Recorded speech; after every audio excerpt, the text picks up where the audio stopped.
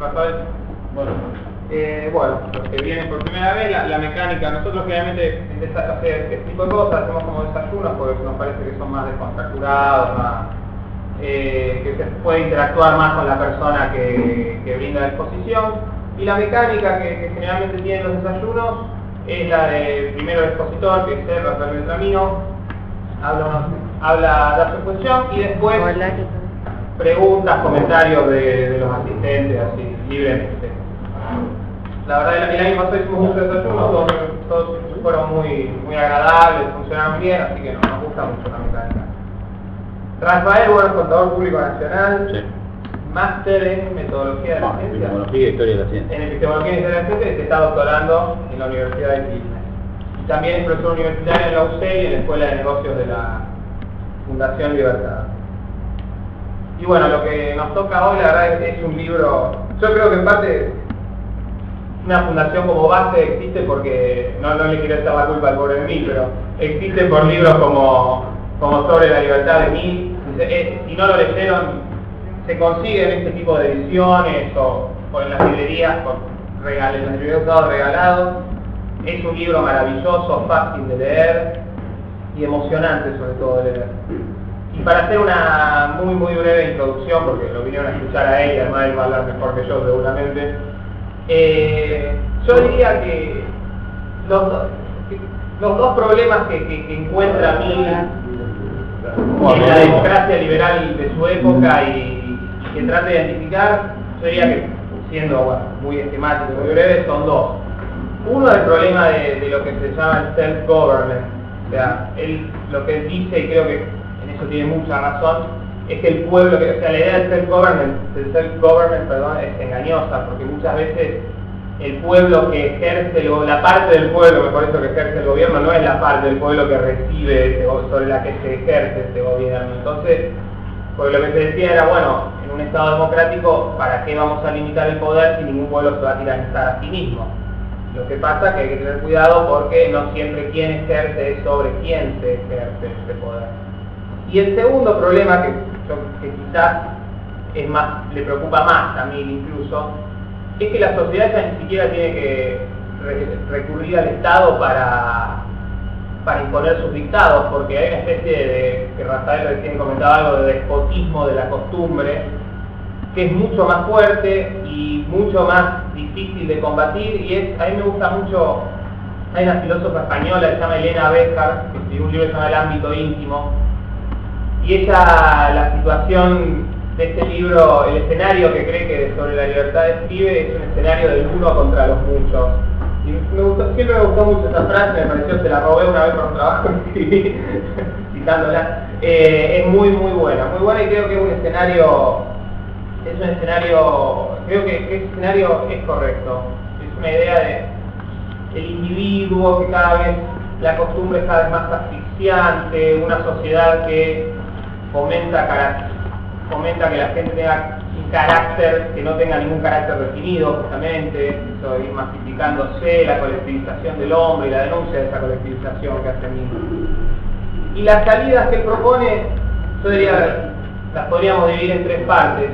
Una es hacer énfasis en la discusión libre y en el correlato que tiene eso en la libertad de expresión. La segunda es destacar ciertas cualidades, una de las cuales para mí una cualidad es la excentricidad, cosa que me parece maravillosa. Y la tercera, una suerte de individualismo militante, o sea, de un individuo que se refugia en su esfera privada, pero no a lo posmoderno, o sea, como podría decir un Lipovetsky, así un individualismo cuasi onanista, sino una esfera privada que sea...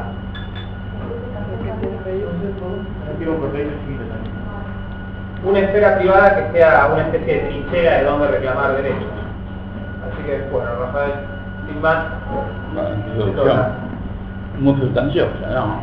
Bueno, primero, es divertido contar de dónde viene esto, del origen de este desayuno, que fue cuando el año pasado con Federico hicimos una evaluación del liberalismo argentino, una suerte de reunión, me acuerdo, de la Fundación Neyman, y uno de los libros que terminaba citando y que a mí me parece clave para entender por lo menos qué es lo que ansía un liberal, no sé si es o no liberal, socialista, eso lo discutiremos después, pero algunas cosas del liberalismo para mí es este libro On Liberty de John Stuart Mill.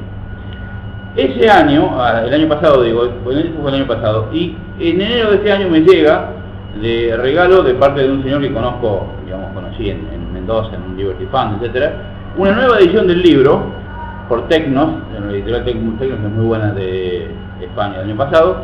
El comentarista se llama Carlos Rodríguez Brown. Me parece una coincidencia realmente muy feliz y muy extraña tal vez, bueno, aunque es un clásico que siempre se reedita el libro, ¿no? Entonces primero trataré de analizar, como es un libro bastante conocido, trataré de analizar algunas cosas o algunas repercusiones del libro y luego decir algo sobre el libro, aunque por supuesto el libro lo tiene que leer más que lo que diga yo. Lo primero te diría, si el que no conoce al autor, brevemente voy a decir Mill, escribió una autobiografía que si quieren pueden revisar. Está todo, Mill está en internet, en Liberty Fund tiene todas sus obras completas, así que pueden revisar lo que quieran. Brevemente, digamos, es el típico experimento educativo de su padre, que era un utilitarista acérrimo y gran amigo de Bentham, de Jeremy Bentham, que era James Mill. Y entonces fue una persona que, bueno, como digo, fue un experimento educativo, un chico que empezó a estudiar a los 3 años, que nunca fue al colegio ni a la universidad. Por eso se salvó de muchas cosas, no, pero adoleció de otras. Pero fue un chico criado, él lo dice en algún momento terriblemente, un chico criado prácticamente sin amor y con temor, con una opinión bastante despreciativa de las mujeres, que inclusive, hablo de esto porque esto ha sido muy interpretado después. Mill, hay pocos autores tan interpretados como Mill, porque tiene circunstancias personales, digamos, qué sé yo, entonces ha dado para cierto psicoanálisis o psicología, digamos, para no decir tanto, algunos más baratos que otros, obviamente, pero el sitio ha dado mucho, hay libros escritos expresamente sobre la psicología del señor. Pero digo, fue un personaje extraño con esta circunstancia de las mujeres, después se convierte en el campeón de los derechos femeninos, gracias.